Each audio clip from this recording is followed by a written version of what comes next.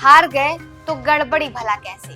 नमस्कार, आप देख रहे न्यूज फॉर नेशन और मैं स्वाति पांडे आपके साथ। मांझी ने यानी बिहार के गया से सांसद और केंद्रीय मंत्री जीतन राम मांझी ने महाराष्ट्र में इंडिया गठबंधन की हार पर ईवीएम पर उठ रहे सवाल को लेकर के कांग्रेस नेताओं के दुखती रग पर हाथ रख दिया है और कह दिया है कि अगर आप हार जाते हैं कहीं पर तो वहां पर ईवीएम गड़बड़ा जाती है, अगर आप जीतते हैं तो भला ईवीएम ठीक कैसे रहता है।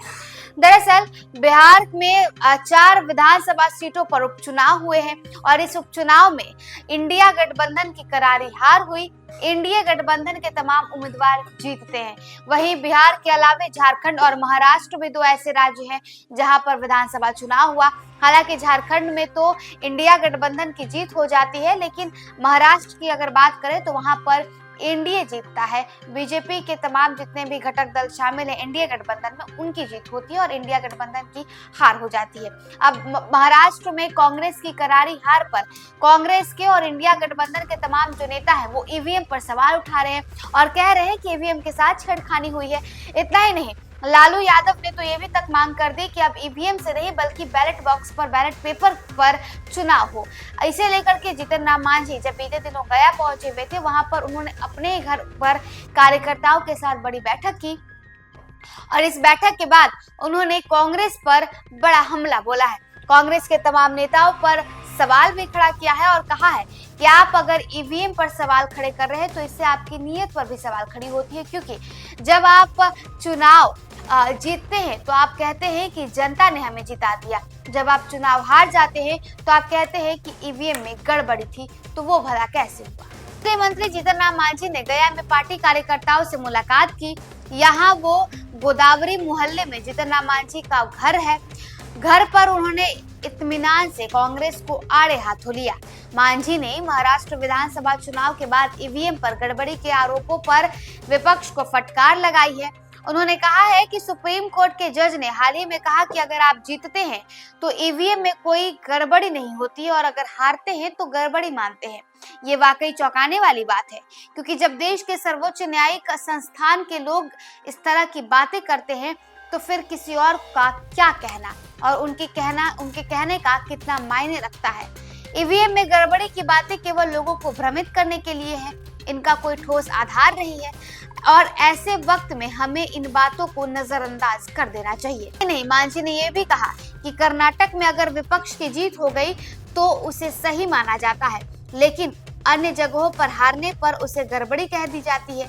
यही दोहरा मापदंड है। एनडीए के लोग जब हारते हैं तो उसकी आलोचना नहीं करते हैं बल्कि उसे स्वीकार कर लेते हैं।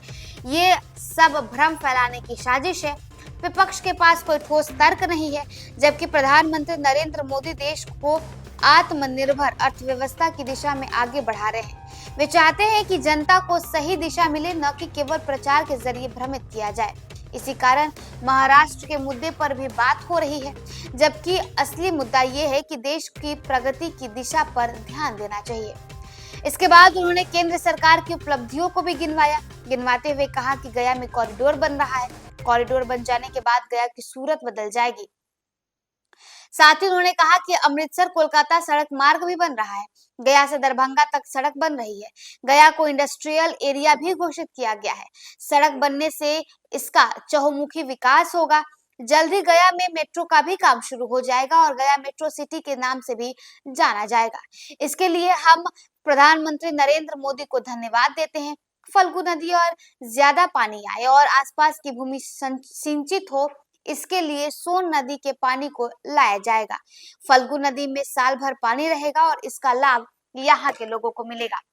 तो देखिए, गया से सांसद और केंद्रीय मंत्री जीतन राम मांझी बीते दिनों अपने घर पर थे। घर पर उन्होंने कार्यकर्ताओं से मुलाकात की, उनके साथ बैठकें की और बैठक के बाद कांग्रेस पर बड़ा हमला बोला है। दरअसल महाराष्ट्र में चुनावी हार के बाद कांग्रेस जिस तरीके से ईवीएम पर सवाल खड़ी कर रही है, उसे लेकर के जीतन राम मांझी ने कांग्रेस को घेरा और घेरते हुए कहा कि आपकी नीयत ठीक नहीं है, आप विकास नहीं चाहते, आप लोगों की भलाई नहीं चाहते और यही वजह है कि आप जब हारते हैं तो आप गड़बड़ी फैलाते हैं, आप ईवीएम की गड़बड़ी का भ्रम लोगों के बीच फैलाते हैं। अब देखिए किस तरीके से जीतन राम मांझी ने कांग्रेस पर हमला बोला है। अब इस हमले का जवाब कांग्रेस की तरफ से आएगा या नहीं, तमाम अपडेट्स के साथ हम हाजिर होंगे। फिलहाल हमें दे इजाजत।